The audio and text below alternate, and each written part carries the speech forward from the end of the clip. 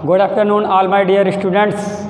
आज एक बार फिर से हम बात करते हैं लेसन 2 के बारे में, क्लास 9th के यूरोप में समाजवाद एवं रूसी क्रांति। इससे पहले हमने आपको पढ़ाया था खूनी रविवार की घटना, रूस की क्रांति, ड्यूमा आदि विभिन्न प्रकार के जो भी इस लेसन से टॉपिक्स थे उनके बारे में हमने आपको बताया था, जो महत्वपूर्ण टॉपिक थे। आज हम उनके बारे में कुछ संक्षिप्त में बात करेंगे। जैसे कि रूस की क्रांति 1917 में हुई थी, 7 नवंबर 1917 को। इस क्रांति को अक्टूबर क्रांति के नाम से भी जाना जाता है। किस क्रांति से हो सकता है पूछ दे बहुविकल्पीय में। अक्टूबर क्रांति के नाम से भी इसको जाना जाता है। क्यों जाना जाता है कि जो रूस का जो कैलेंडर था ग्रेगोरियन, कौन सा? ग्रेगोरियन।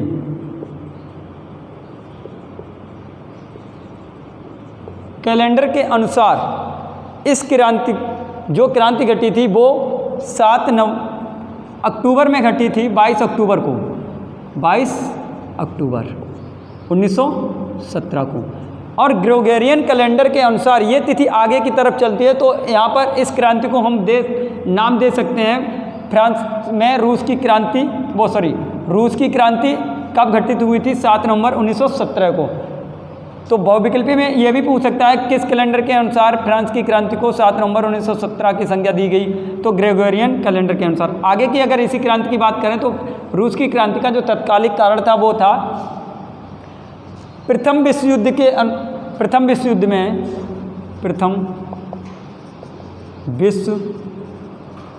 युद्ध में रूस की पराजय।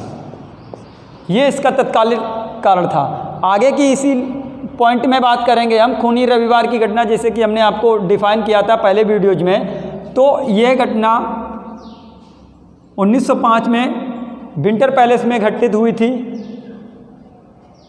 और अगले टॉपिक की अगर बात करें तो रूस की क्रांति का प्रमुख जो व्यक्ति था वो लेनिन था। ये बोल्शेविक दल का भी प्रमुख था। कौन? लेनिन। बहुविकल्पी में पूछ सकता है कि बोल्शेविक दल का नेता कौन था, इस तरीके से पूछ सकता है। रूस की क्रांति का प्रमुख नेता कौन था? लेनिन। ये भी पूछ सकता है। लेनिन द्वारा गठित की गई सेना कौन सी थी? लाल सेना। इसको नाम क्यों दिया गया?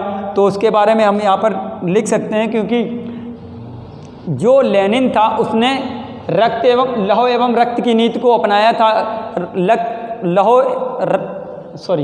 लौह एवं रक्त की नीति का मतलब अस्त्र शस्त्रों का प्रयोग किया था। उसने हिंसक नीति का प्रयोग किया था, जिसकी वजह से इस क्रांति को नाम दिया गया था या रक्त एवं लौह की क्रांति।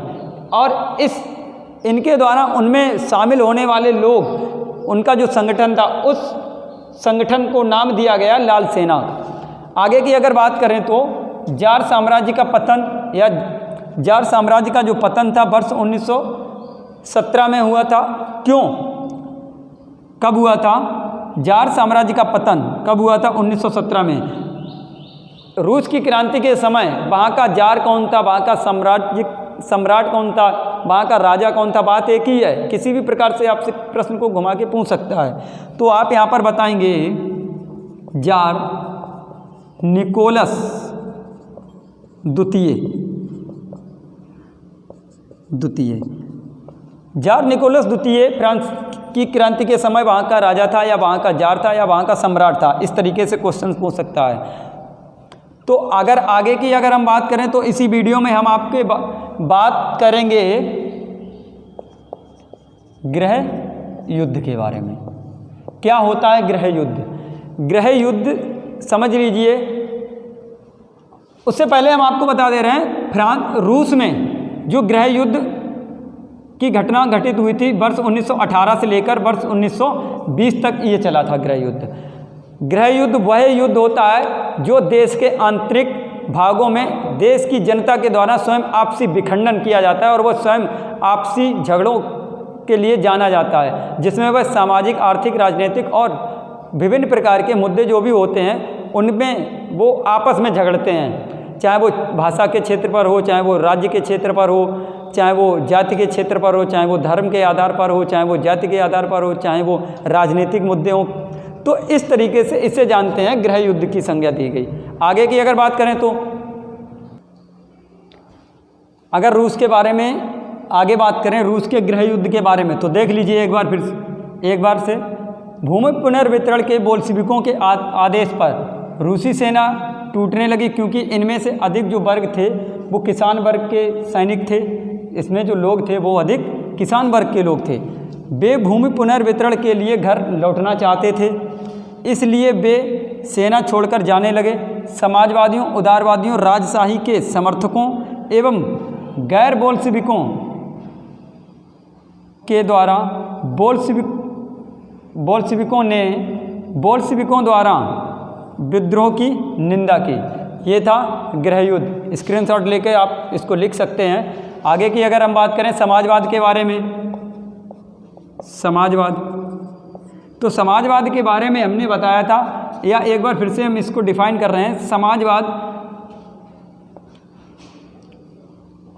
के जो जनक थे वो थे कार्ल मार्क्स, ठीक है। और इससे ही प्रभावित होकर लेनिन ने रूस की क्रांति और बोल्शेविक दल का नेता बना था लेनिन। और समाजवाद की अगर बात करें तो समाजवाद में निजी व्यक्तियों के निजीकरण का विरोध किया जाता है। इसमें सरकार और आम जनता मिलकर ही संयोजन करती है, या किसी भी कार्य का उद्देश्य जो भी होता है उसको पूर्ण किया जाता है। ये समाजवाद के अंतर्गत आता है। तो समाजवाद के जनक यहाँ पर हमने आपको बता दिए, कार्ल मार्क्स। बहुविकल्पीय में पूछ सकता है कि समाजवाद के जनक कौन है, कार्ल मार्क्स, है ना। तो ये था आज का वीडियो। लेसन हमारा कंप्लीट हुआ। आगे का वीडियो जो भी हम बनाएंगे उसमें नेक्स्ट चैप्टर के साथ हम आपके सामने उपस्थित होंगे। तब तक के लिए धन्यवाद।